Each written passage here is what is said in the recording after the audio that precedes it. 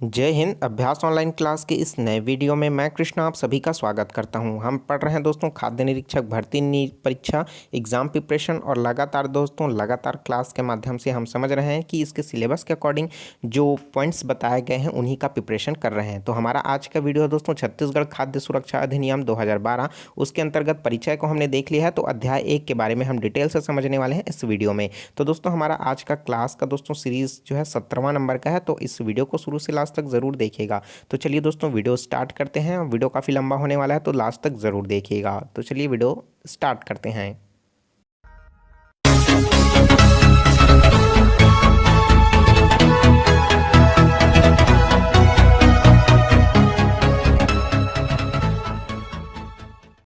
तो दोस्तों पिछले वीडियो में आपने छत्तीसगढ़ खाद्य एवं पोषण सुरक्षा अधिनियम 2012 के पूरा डिटेल में इंट्रोडक्शन ले लिया है।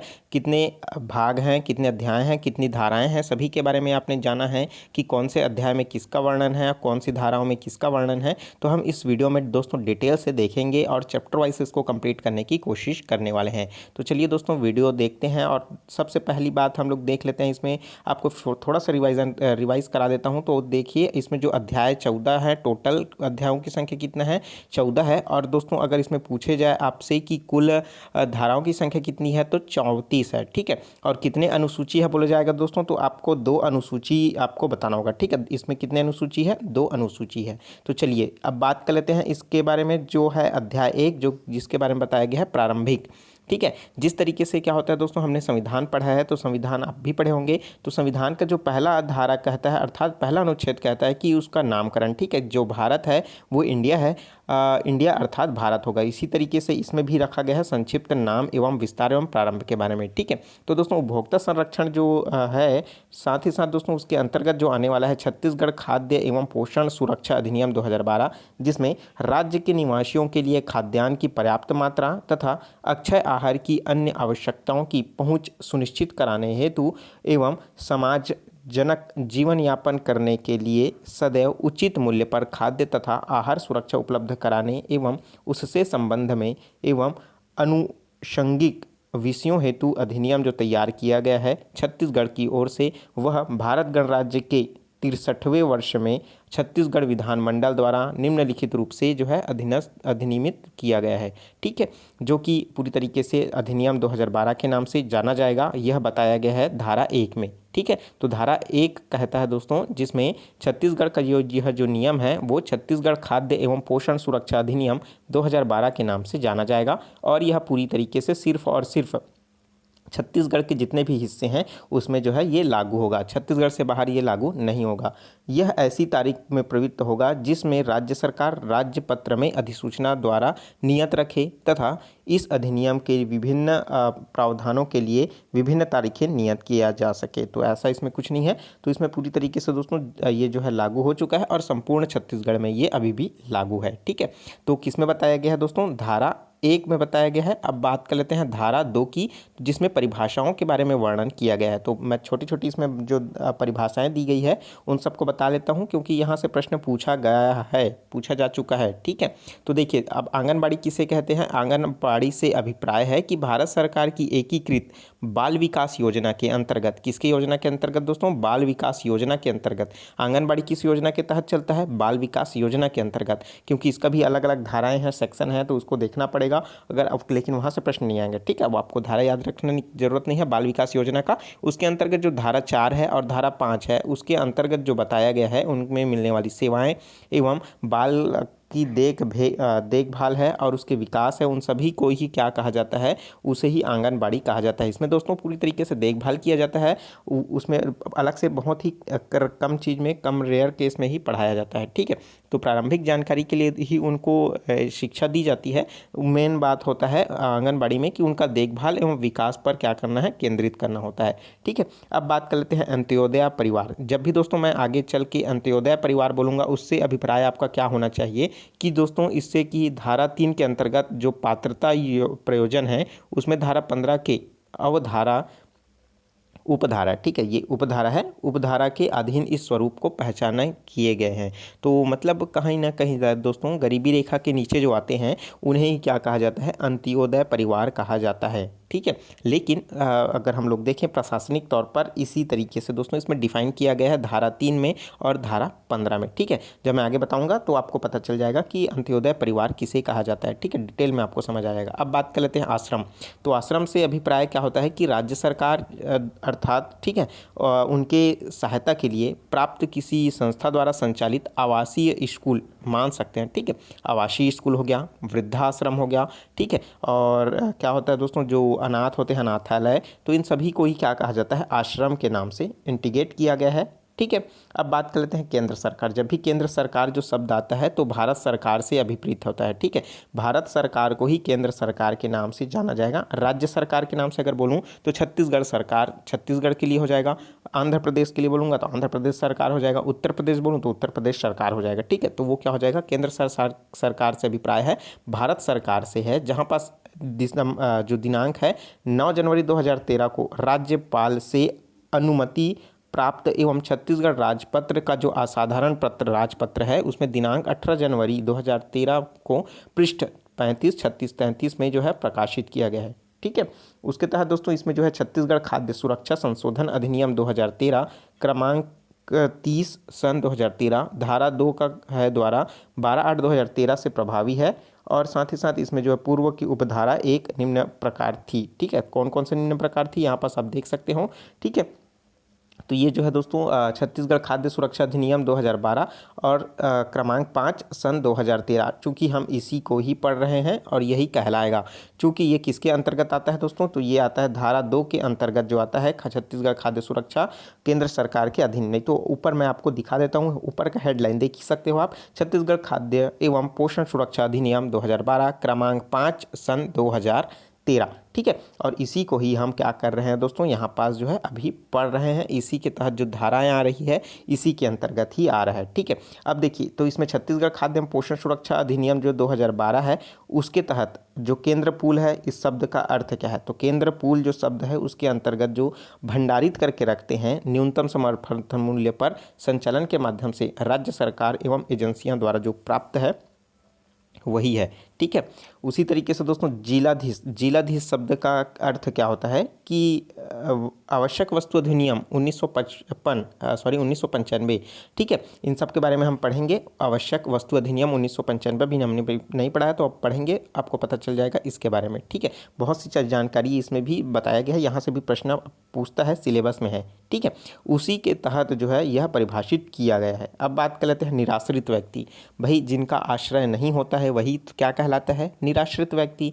तो ऐसा व्यक्ति पुरुष, स्त्री या बालक जिसके पास खाद्य तथा आहार हेतु अपेक्षित साधन तथा सहारा नहीं है, जो ऐसी स्थिति में अपने जीवन रहने के लिए समर्थ बना सके, उसके फलस्वरूप ही उनका जीवन कठिन हो या भूख से मरना पड़ रहा हो, ऐसी व्यक्तियों को ही क्या कहा जाता है, निराश्रित व्यक्ति कहा जाता है।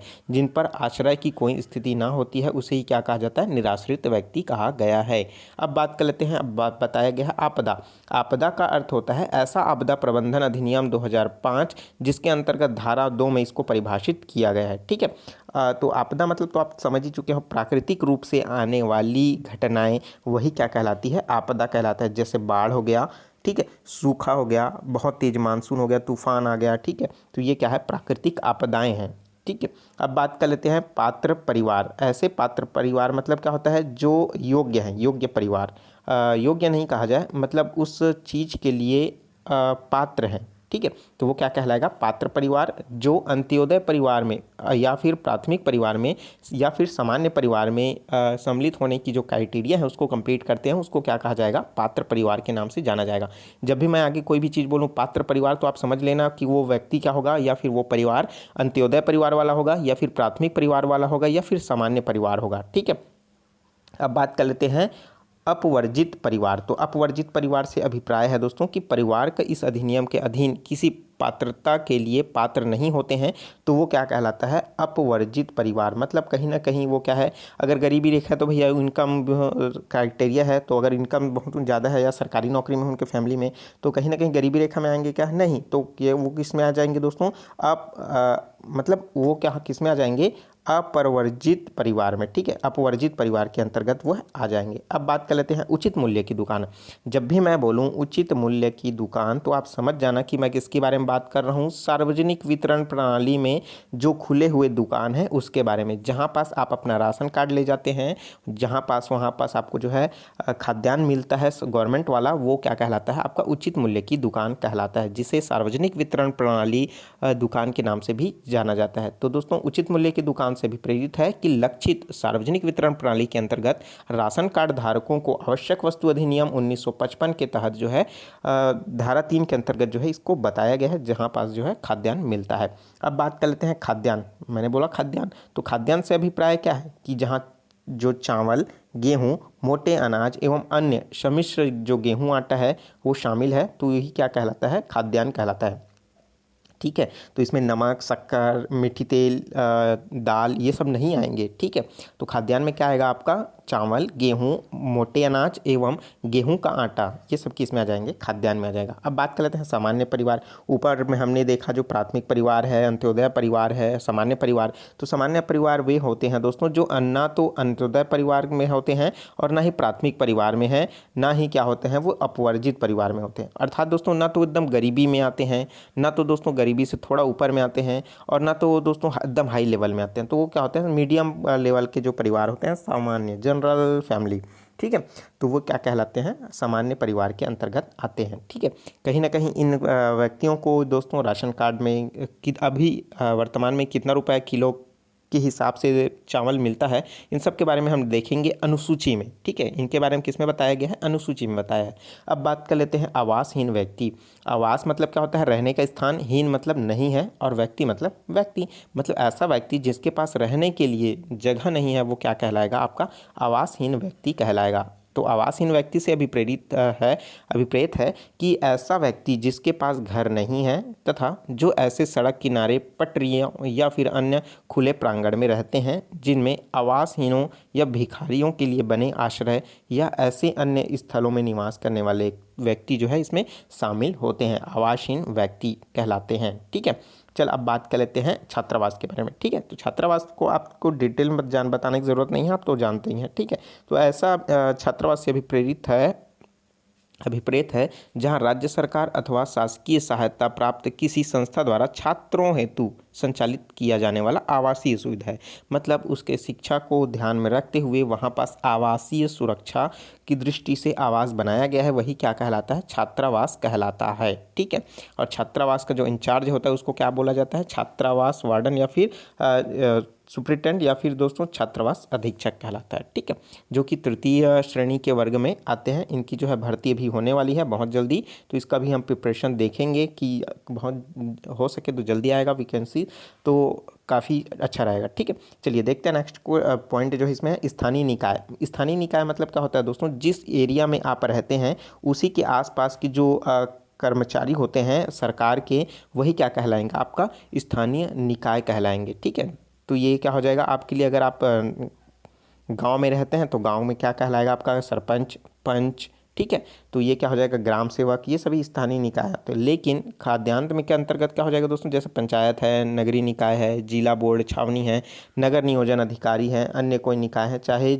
जिस किसी नाम से भी अगर आप जानते हैं, वो संविधान के अंतर्गत अधिकृत किया गया है, ना कि स्थानीय क्षेत्र के जो अंतर इसे स्वशासन हेतु तत्सम प्रवृत्त रूप में अन्य विधि या प्रशासकीय सेवाओं के नियंत्रण एवं प्रबंधन से जुड़ा कोई अन्य प्राधिकारी का निकाय है। ठीक है, जो खाद्य सुरक्षा अधिनियम, पोषण सुरक्षा अधिनियम 2012 है, उसके अंतर्गत ये सब चीज़ें बताई गई है और वही हम लोग अभी पढ़ रहे हैं। ठीक है, तो अब बात कर लेते हैं भोजन। भोजन से अभिप्राय है कि कल्याणकारी योजनाओं के तहत विहित गर्म पका हुआ जो भोजन है वो तुरंत खाने योग्य हो, वही क्या कहलाएगा, भोजन कहलाएगा। और दोस्तों जब वो क्या होता है, ठंडा हो जाता है और कुछ समय अधिक बीत जाता है, तो वो क्या कहलाएगा, बासी कहलाएगा, ना कि वो भोजन कहलाएगा। ठीक है, अब बात कर लेते हैं न्यूनतम समर्थन मूल्य। वह मूल्य जो केंद्र सरकार द्वारा घोषित किया गया है वही क्या कहलाता है, न्यूनतम समर्थन मूल्य कहलाता है। ठीक है, जैसे हम लोग धान की खरीदी की बात करें दोस्तों, तो सेंट्रल गवर्नमेंट क्या करता है,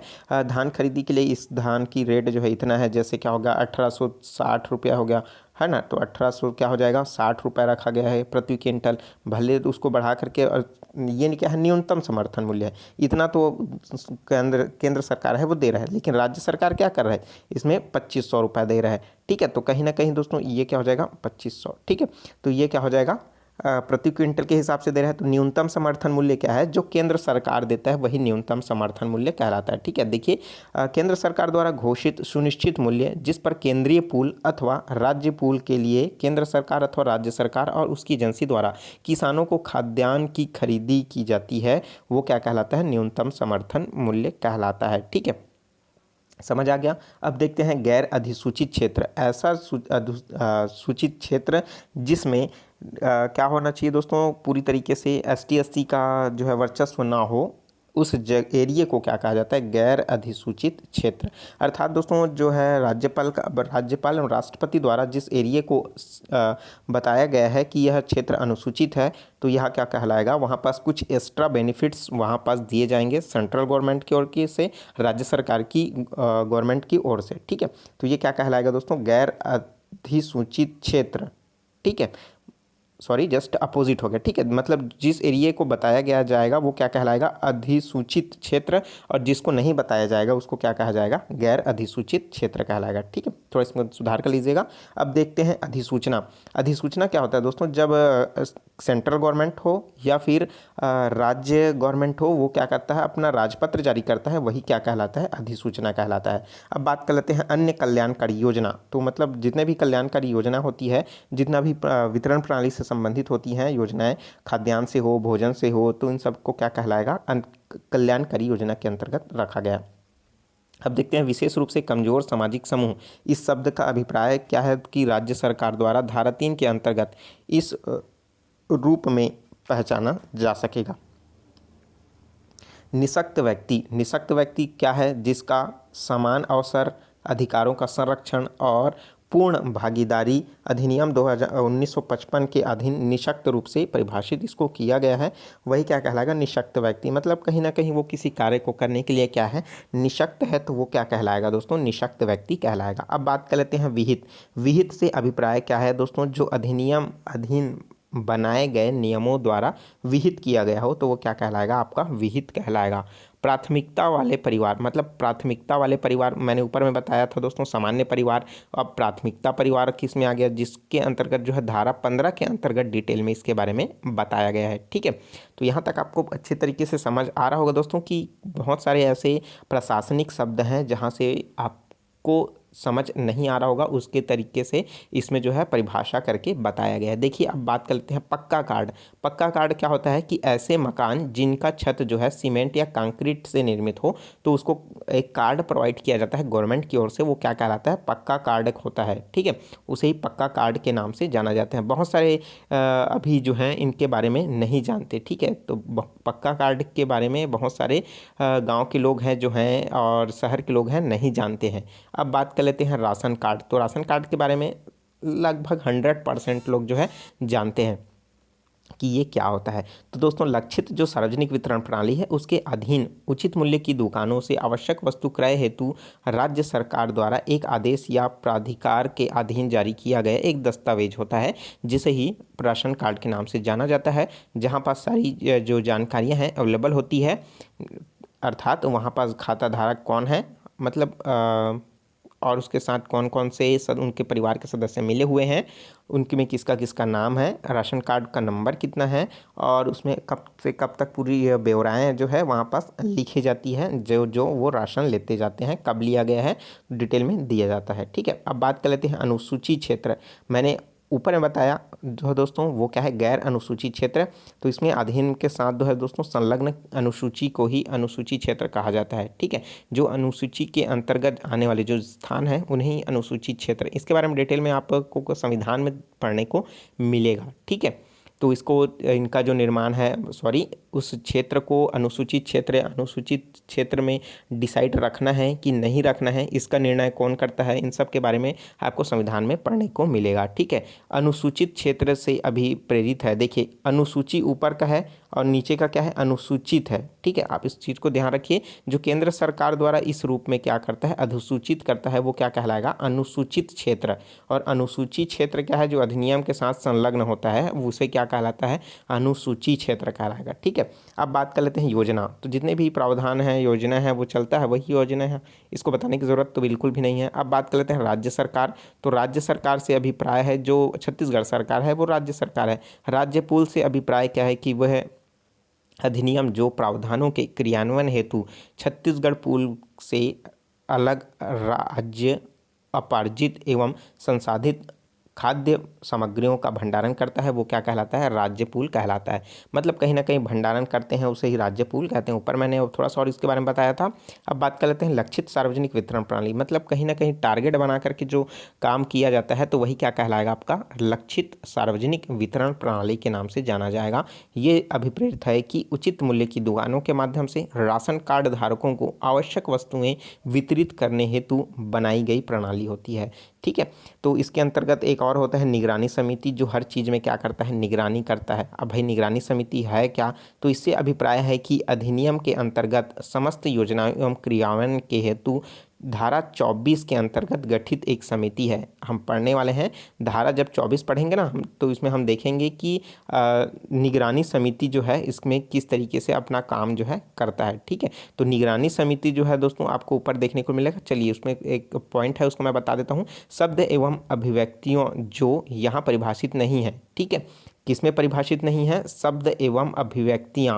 आप इसको याद रखिए, प्रश्न पूछ सकता है कि जो है छत्तीसगढ़ खाद्य एवं पोषण अधिनियम में कौन सा चीज़ जो है परिभाषित नहीं है, तो आपको दे देगा राज्य सरकार, राज्य पूल, ठीक है, निगरानी समिति और शब्द एवं अभिव्यक्तियों। ठीक है, अभिव्यक्तियाँ, तो आपको कौन राइट आंसर क्या हो जाएगा, शब्द एवं अभिव्यक्तियाँ। तो ये जो है परिभाषित नहीं है। ठीक है, तो इस तरीके से इसमें प्रश्न जो है पूछा जाएगा, परिभाषित नहीं है और इस या अन्य किसी जो है सुसंगत अधिनियम में परिभाषित है। इन्हें क्रमशः वही अर्थ होंगे जो अन्य अधिनियमों के लिए क्या है, समुदेशित होगा। तो देखिए, मैं ऊपर में बताने वाला था कि जो निगरानी समिति है दोस्तों, वो क्या किसके अंतर्गत आता है, धारा 24 के अंतर्गत आता है। तो चलिए मैं आपको दिखा देता हूँ। धारा 24 देखिए, आप देख रहे हैं, ये है निगरानी समिति, जो किसके अंतर्गत आता है, धारा 12 के अध्याय 12 के अंतर्गत आता है, जिसमें पारदर्शिता एवं जवाबदेही आती है। इसमें 3 अनुच्छेद आपको धारा रखना, याद रखना है, 22, 23, 24। 24 में क्या होता है दोस्तों, निगरानी समिति जो है यहाँ पास है। ठीक है, अब दोस्तों हमारा इस तरीके से जो भाग 1 है जिसमें परिभाषा बताया गया है, वो पूरी तरीके से क्या हो गया, कंप्लीट हो गया। अब हम इसके बाद जो देखेंगे दोस्तों, वो है अध्याय 2। ठीक है, तो दोस्तों वीडियो भी काफ़ी लंबा हो चुका है। अध्याय 2 को हम देखेंगे दोस्तों नेक्स्ट वीडियो में। और इसमें से अगर कोई भी सब चीज़ समझ नहीं आ रहा है, तो नीचे कमेंट बॉक्स खाली है, कमेंट करके ज़रूर पूछ सकते हैं। और वीडियो अच्छा लगा हो दोस्तों, ज़रूर लाइक कर दीजिए। और जो स्टूडेंट नए हैं, बिल्कुल चैनल को सब्सक्राइब करके नोटिफिकेशन बेल आता है ज़रूर ऑन कर लीजिए, क्योंकि इसी तरीके का ज्ञानवर्धक वीडियो आपके लिए मिलता रहेगा। ठीक है, तो चलिए दोस्तों, मिलते हैं नए वीडियो में। और कोई भी डाउट होगा तो इंस्टाग्राम पर मुझे फॉलो करके दोस्तों मुझे मैसेज कर सकते हैं। हम इंस्टाग्राम पर रिप्लाई बहुत फास्ट मिल जाएगा। ठीक है, तो चलिए मिलते हैं दोस्तों नए वीडियो में नए जानकारी के साथ। तो मुझे दीजिए इजाज़त। Take care, all the best, जय हिंद।